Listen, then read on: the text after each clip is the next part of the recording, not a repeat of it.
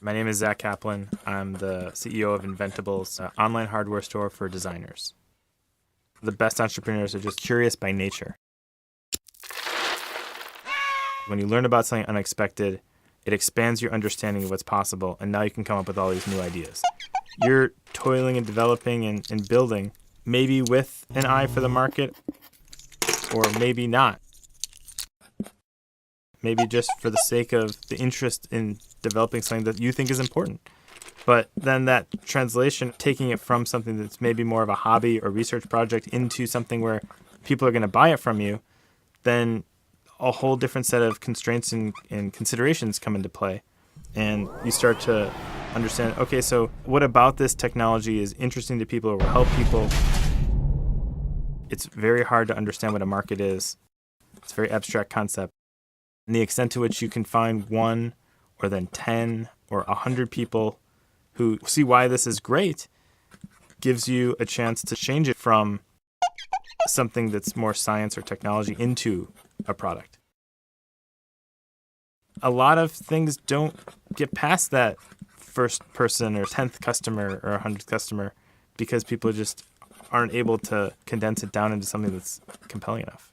You work on a new product and every day you're incrementally improving it a little bit until you have this thing.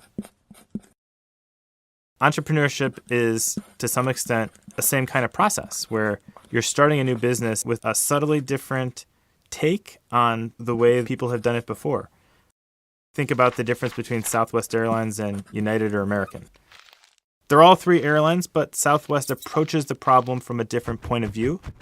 And so entrepreneurship, in many ways, is having that point of view and then delivering a new product or a new experience from that point of view, or assembling the pieces together in a different way that yields a different result.